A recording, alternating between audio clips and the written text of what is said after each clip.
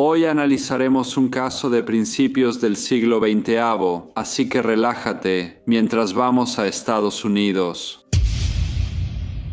Chiara Schippa nació el 26 de marzo de 1910 en Bari, Italia. Pero cuando era muy joven, emigró con sus padres, Antonio y María, su hermano Salvatore y su hermana Rosa, a los Estados Unidos. Se sumaron a los millones de italianos que emigraron a América a inicios del siglo XX. Estos inmigrantes buscaban mejores oportunidades económicas y huir de la pobreza, la inestabilidad política y las pocas oportunidades en Italia.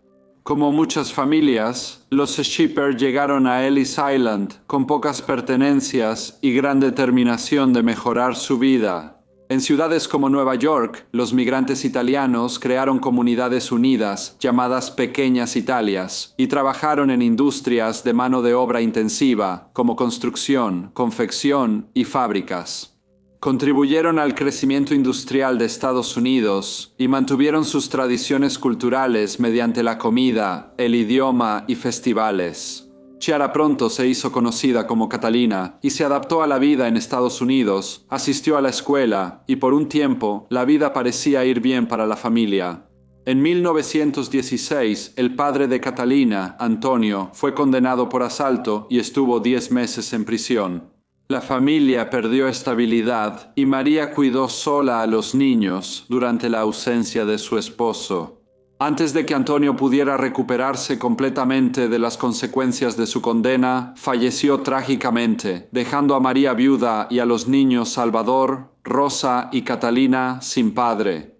María decidió mantener a su familia y convirtió su casa en pensión, recibiendo huéspedes para obtener ingresos. Esto ayudó con los gastos, pero seguía siendo insuficiente. Trabajaba muchas horas en una fábrica, enfrentando condiciones agotadoras. A pesar del cansancio, ella perseveró haciendo lo que fuera necesario para asegurarse de que sus hijos tuvieran comida en la mesa y un techo sobre sus cabezas. Su resiliencia y esfuerzo sostuvieron a la familia mientras manejaba la casa de huéspedes y el trabajo en la fábrica. Entre los inquilinos que se mudaron a la casa de huéspedes de María estaba Luigi Fino, un pariente de la familia. Luigi estaba casado, tenía esposa y 2 hijos que vivían en otro lugar, aunque nunca se habló de su vida matrimonial. Trabajaba colocando azulejos, tenía un ingreso modesto y era considerado educado y cortés. Para quienes vivían en la casa, Luigi parecía confiable y educado, con una respetabilidad discreta. Al inicio, Luigi fue amable y trató con gentileza a Catalina, igual que al resto en la pensión. Le preguntaba sobre su día en la escuela, conversaba de manera educada y compartía anécdotas sobre su trabajo. Con el tiempo, Catalina notó algo en él que la inquietaba. Al principio era sutil, quizá por cómo sus ojos la miraban mucho tiempo o la intensidad de su voz. Cuando le hablaba, ella intentaba descartarlo como producto de su imaginación, pero la sensación de incomodidad solo se hacía más fuerte. La amabilidad de Luigi empezó a volverse inquietante, haciendo que Catalina se sintiera cautelosa y nerviosa cuando él estaba cerca. Un día, Luigi regresó a casa más temprano de lo habitual, mientras Catalina estaba sola en la casa. Mientras ella estaba en la habitación, él se acercó con la misma mirada inquietante que la había perturbado por meses. La joven sintió miedo al notar sus intenciones y, desesperada, huyó por varias habitaciones hasta que él la acorraló. Ella tomó un atizador para defenderse frenéticamente. Luigi la dominó, le quitó el atizador y lo golpeó fuerte contra el suelo. El sonido retumbó en toda la casa vacía. Lo que siguió quedó envuelto en detalles oscuros e indescriptibles, dejando espacio a la especulación y tristeza. Catherine recordó que, en medio del caos, bloqueó sus recuerdos en una neblina de miedo y lucha. Al recobrar la conciencia, se halló en el suelo, con su madre María arrodillada junto a ella, el rostro lleno de preocupación y asombro. María acababa de regresar a casa y se encontró con esta escena horrenda, hallando a su hija golpeada y temblando. La evidencia de su terrible experiencia estaba esparcida por toda la habitación. Al darse cuenta de lo que había sucedido, María actuó rápidamente para proteger a Catalina de más daño. Luigi fue expulsado de la casa de inmediato. Al buscar justicia, María tomó una decisión dolorosa. No denunció al hombre que violó a su hija, pese a la gravedad de sus actos. Para María temía mucho el escándalo. Le preocupaba que contar el incidente a las autoridades causara vergüenza pública y chismes que arruinarían la reputación de Catalina. Ella pensaba que un proceso legal no solo traumatizaría de nuevo a su hija, sino que la expondría al juicio social. María pensaba que el silencio era el menor de dos males, aunque sacrificara la justicia por este crimen.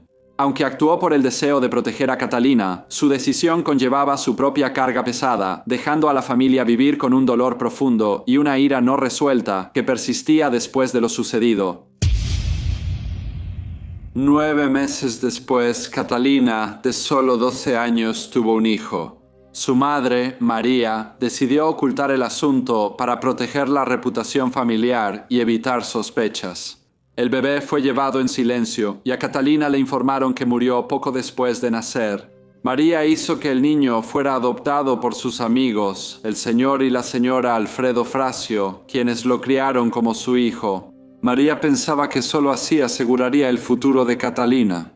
A sus ojos, el estigma de ser madre soltera arruinaría cualquier oportunidad que su hija tuviera de encontrar un esposo respetable o de llevar una vida normal.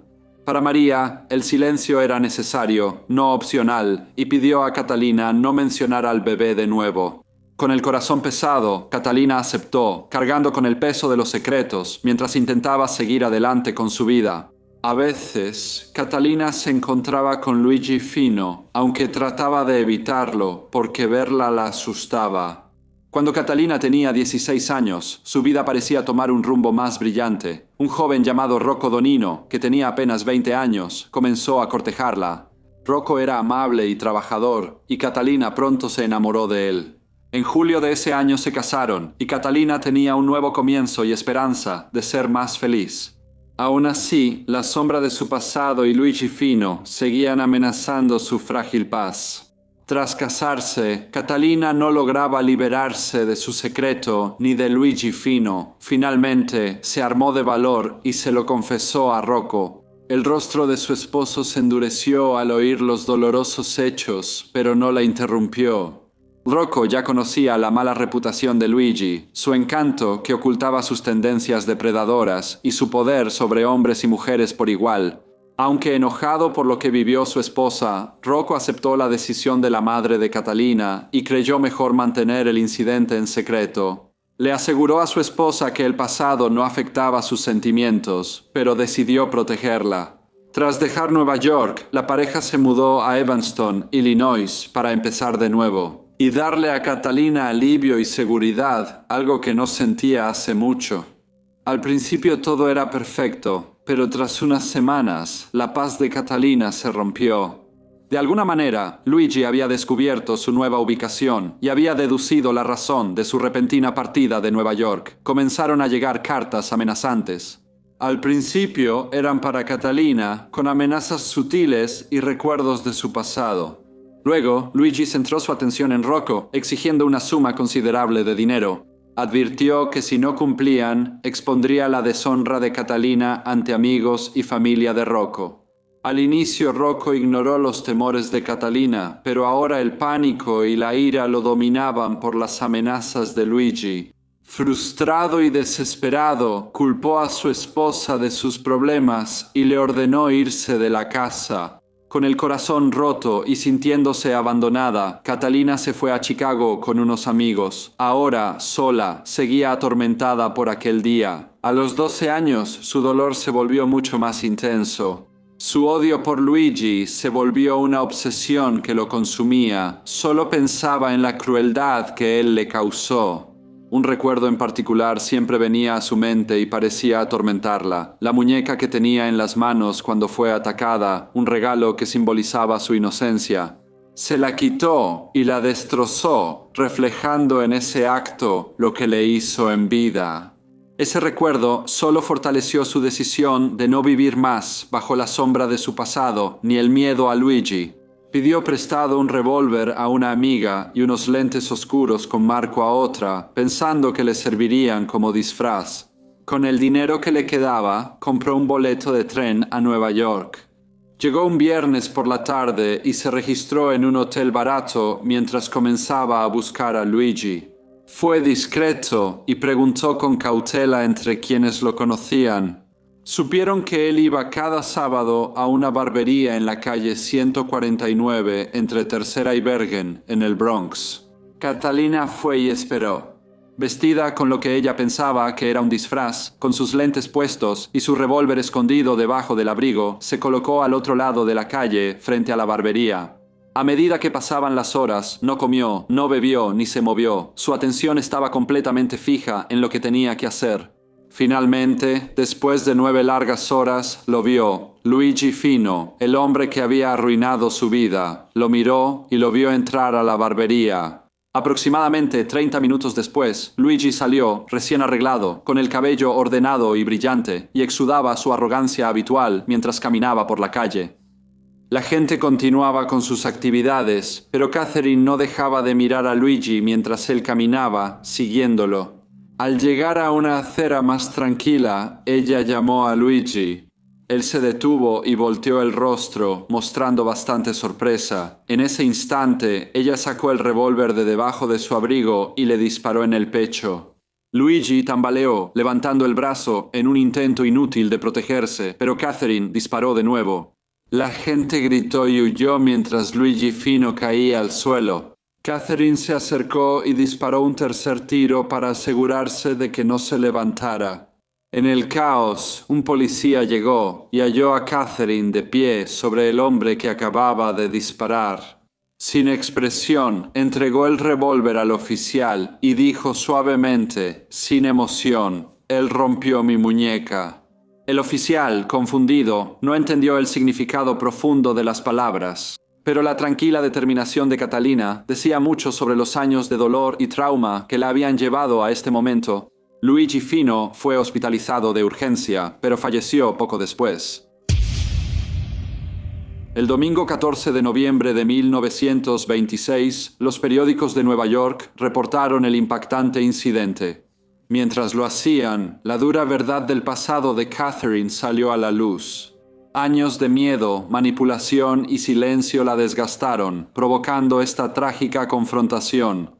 Lo que había estado oculto durante tanto tiempo, su trauma, los secretos que había enterrado muy dentro de sí, ahora estaba expuesto al mundo. Sus luchas ya no eran solo suyas. Ahora el público conocería los horrores que marcaron su vida. A pesar de esto, el hecho seguía siendo que ella había matado a un hombre desarmado en pleno Nueva York, era pobre y ahora enfrentaría el peso de la ley. Sin embargo, mientras los periódicos se leían por toda la ciudad, la historia del crimen captó la atención de Harry Thorne, un hombre famoso no solo por su inmensa riqueza, sino también por su pasado notorio.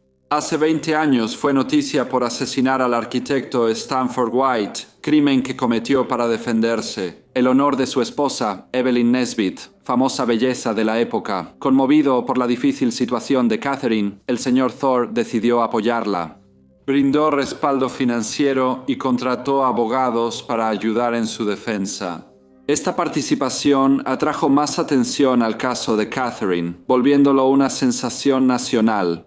Lo que empezó como tragedia se volvió una historia famosa en Estados Unidos. La joven de 16 años que había sufrido en silencio ahora era el centro de una de las historias más trágicas y perturbadoras de la década. El doloroso pasado de Catalina y su crimen causaron gran fascinación pública, generando simpatía y escándalo a la vez. Los psiquiatras dijeron que el recuerdo de la muñeca rota la acompañó por años, siendo un símbolo inquietante de su sufrimiento. Después del ataque traumático, a los 12 años recuperé la conciencia. La imagen de la muñeca destrozada parecía encarnar su trágica pérdida, un recordatorio contundente de la inocencia que le había sido cruelmente arrebatada. Con el tiempo, la muñeca se había arraigado profundamente en su mente, transformándose en un símbolo del dolor y el trauma que había soportado. Los psicólogos compararon la fijación de Catalina con la muñeca y el personaje trágico de Hedwig en la obra de Henrik Ibsen. El pato salvaje, quien tras perder a su mascota Hedwig, se suicidó. Para Catalina, la muñeca rota no era simplemente un objeto, representaba su infancia perdida, su inocencia destrozada y los estragos emocionales que cargaba tras la experiencia violenta. En un esfuerzo por ayudarla, Harry Thor tomó medidas decisivas. Su primer paso fue contratar a un abogado hábil, apartando $5,000 para sus servicios. El señor Thor creía que Catalina, una joven que había sufrido tanto, merecía una representación legal adecuada. Él dijo: «La muchacha necesita un buen abogado y un médico defensor». Añadió que se aseguraría de que recibiera un juicio justo. Thor afirmó que sus intenciones eran puras y desinteresadas. Declaró a la prensa que no buscaba beneficios personales ni tenía motivos propios para participar. Aunque le sugerían mantenerse al margen y no involucrarse con la joven problemática, el señor Thor sintió que debía ayudar. Vio en Catherine un reflejo de sus propias luchas con los juicios y ataques a su reputación. Su decisión de apoyarla estaba basada en un profundo sentido de compasión, a pesar de la controversia que rodeaba sus acciones. Ahora, enfrentando todo el peso de la ley, Catherine fue acusada de asesinato y detenida sin derecho a fianza. Si la hallaban culpable, enfrentaría la silla eléctrica, confesó el crimen y entregó el arma a la policía. También les entregó las cartas de Luigi Fino, quien amenazaba con revelar sus secretos si no le pagaban. Al conocerse, muchos se indignaron y creyeron justificadas las acciones de Catalina. Muchos la veían como víctima que soportó mucho tormento. La gente escribió a la prensa diciendo que Luigi Fino merecía su violento final y que la joven actuó desesperada por su crueldad. Cuando comenzó el juicio, la sala del tribunal estaba llena, pero no solo de la prensa y del público, sino también de emoción. El cuerpo de Luigi Fino seguía en la morgue y la simpatía por la joven acusada llegaba de todo el país. Cuando Catherine declaró en la corte, el juez mostró compasión. El fiscal mostró empatía y Catherine pudo declararse culpable de homicidio en primer grado en vez de asesinato. En sus propias palabras, dichas sin dudar, le dijo a la corte: «Él se asustó cuando me vio y empezó a huir. Gracias a Dios que me vio dispararle». Su declaración directa, junto con las evaluaciones de los psiquiatras que la habían declarado desequilibrada, solo complicaron más el caso, aunque su crimen y las pruebas parecían estar en su contra. Catherine contaba con gran apoyo del público, así como de celebridades y figuras políticas que se sumaron a su causa. Pensando que actuó por años de sufrimiento y miedo, Sophia Loeb, presidenta del Comité de Bienestar Infantil de América, dio un emotivo testimonio por Catherine, defendiendo el sufrimiento y abuso que la joven soportó junto a ella. La reconocida abogada Dorothy Fruch dio un paso al frente para ayudar en la defensa de Catherine, aportando su experiencia legal al caso. Además, Margaret Woodrow Wilson, la hija del difunto presidente de los Estados Unidos, mostró públicamente su apoyo a Catherine. Ella pidió al juez misericordia y asistió diario a las audiencias, usando su influencia para destacar la situación de la joven. Juntos, estos personajes destacados dieron peso a la defensa de Catherine, creando una sólida red de apoyo, tanto de círculos sociales como políticos. Catherine fue enviada a la sala psiquiátrica del Hospital Bellevue para evaluar su estado mental, y en ese tiempo su esposo Rocco la visitó. Aunque prometió apoyarla, en realidad se alejó por miedo al escándalo. Catherine comentó sentirse abandonada y declaró a un reportero: «He sufrido tanto que no me importa si vivo o muero». Durante el juicio, Dorothy Fruch descubrió datos sorprendentes sobre el bebé de Catherine. El niño que Catherine creía muerto fue hallado vivo y llevado a su cárcel. Una pareja sin hijos, el señor y la señora Alfredo Facio de Nueva Jersey, adoptaron al pequeño Alfredo. Se supo que la madre de Catherine arregló la adopción para evitar el estigma de criar a un bebé siendo aún niña. Al ver al pequeño, Catherine dijo: «Solo lo vi un momento, era muy joven para recordarlo y sufrí mucho. ¿Cómo puedo amarlo?». Además, estaba embarazada otra vez, lo que intensificó su sufrimiento cuando su esposo la echó de la casa en Navidad. Muchos pensaban que el juicio se desestimaría, pero solo se aplazó. En las fiestas, Rocco visitó a Catherine y le llevó regalos. Él estaba feliz por la noticia de que sería padre mientras Catherine lo abrazaba. Ella, llorando, dijo: «Nunca he tenido una Navidad feliz. Esta será la más feliz de mi vida». Después de tanta publicidad y las extensas evaluaciones psicológicas, concluyó el juicio de Catherine Denino, de 16 años. El juez Barrett la describió como una víctima de traición, no solo por parte del hombre al que mató, sino también por su propia madre. Le impuso una sentencia suspendida y aconsejó a Catherine no volver a la casa de su madre bajo ninguna circunstancia. El juez parecía culpar directamente a la madre por las cosas que habían sucedido en la vida de Catherine y miraba directamente a Catherine. Dijo: «Si la madre de esta desafortunada niña hubiera cumplido con sus responsabilidades, mostrado preocupación por el bienestar de su hija y sido una buena mujer, esta tragedia quizá nunca habría ocurrido».